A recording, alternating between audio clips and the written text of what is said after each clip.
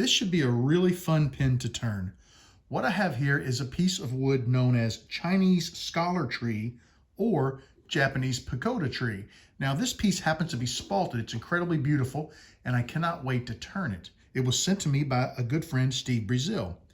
A very long time ago, Gene Bangor sent me this, and this is a Vesper pin kit. It's a Vesper pin kit with a stylus on the end, and it's in chrome. I've never turned one of these before, and I have a ton of bushings, but I did not have the proper bushings for it. So I got out the old calipers, and I found that these secret compartment keychain bushings actually have the same, let's just say they're within 1/100th of an inch of the proper diameter. So we will determine, are they over or under, and that will determine how we turn the pin. Now we could just use calipers to turn the pin, and that would make it very challenging, but I think it'd be easier and quicker to use these and just get close to the final diameter, and then we'll clean it up with the calipers when we get there. I really want the spalting included in my pin, and while there is some, it looks like a little spalting on the end of the blank over here, it's not as deep as this spalting. So we're gonna flip the blank around, and I'm going to take the tube and we'll set it about 1/16 of an inch off the end of the blank. And then we'll come down to this end and about another 1/16 of an inch away from the tube. We'll make a mark. And let's complete that mark across our blank.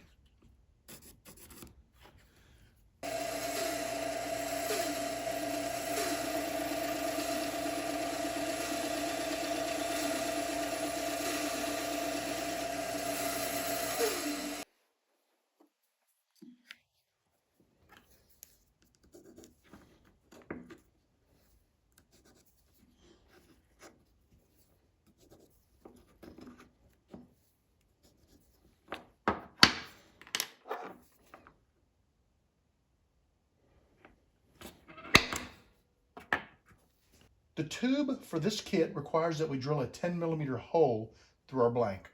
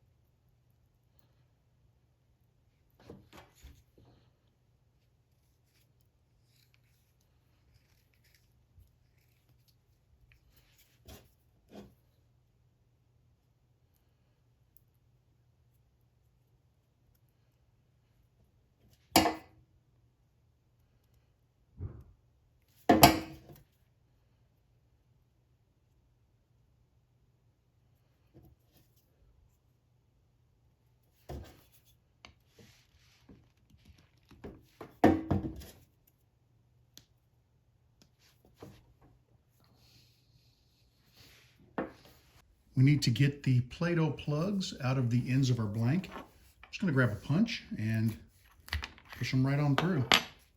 Before squaring the blank on the sanding disc, I decided to stop at the bandsaw because you can see I've got about 1/4 of an inch of material on the end of this blank, and instead of wearing out my sandpaper, I can go ahead and knock that off on the bandsaw, and it'll be a lot easier to square the blank.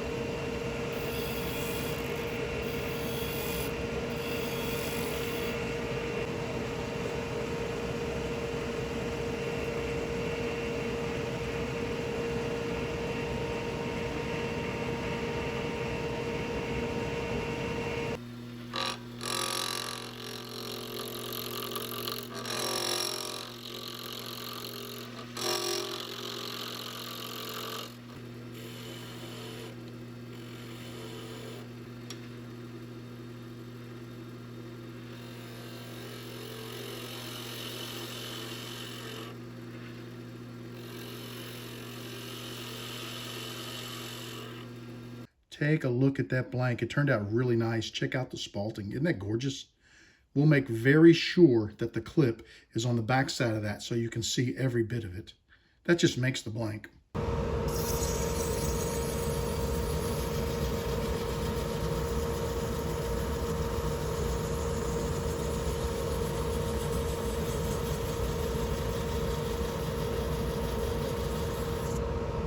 The blank sanded quite nicely. Hit it with a little denatured alcohol to kind of clean it up. I think it's going to be a really gorgeous pen. I will let you know that the bushings I used were about 2/100ths larger than what I needed. So I sanded pretty tight. I mean, I could not feel a difference between the bushing and the blank. So I may be a little fat on this, but I think it's going to be close enough to where it shouldn't make a difference. And honestly, we won't know until we get the entire pen assembled. But I think it's going to turn out just fine.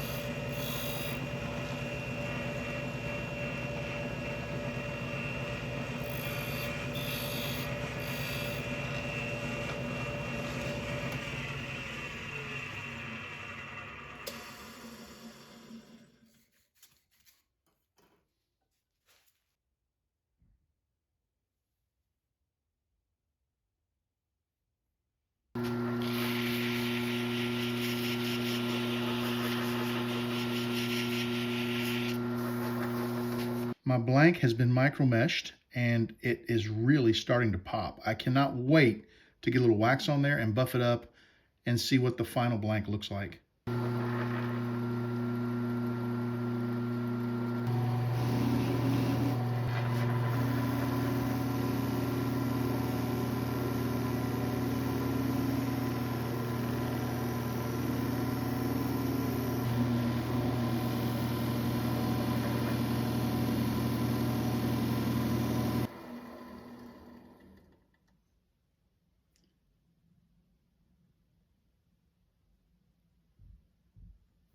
We are ready for assembly. I'm going to take a quick look at my blank, and I think I like this end better, so I'm going to put this down toward the nib. What we're going to do is I'm going to use this chamfer tool, and I'm going to chamfer both ends of the tube. I want to get those brass filings out of there so they don't interfere with assembly. And you take a look at this little grommet here.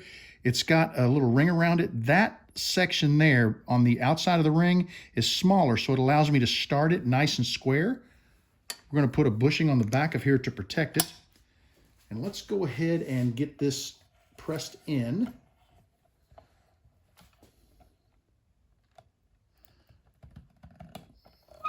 That went nice. Now what we've got to do is we want to press our clip into the back end. And since we want to show all of the spalting, I'm going to press the clip. This is nice too. I'm going to press the clip in to where it will cover this back section, which really is super plain.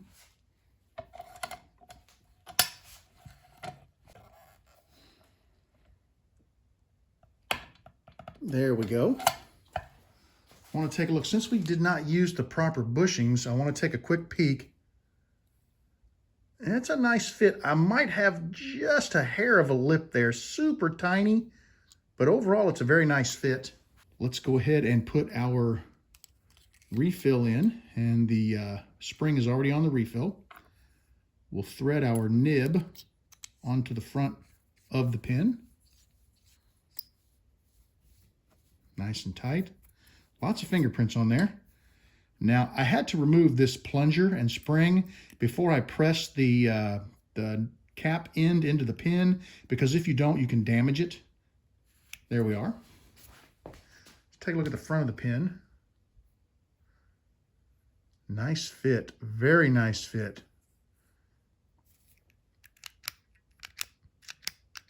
This is a stylus pin, so the end of it can be used with any device that will take a stylus.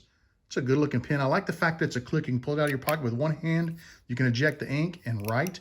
Sometimes twisting, if you've got a clipboard or something in your other hand, is a bit of a chore.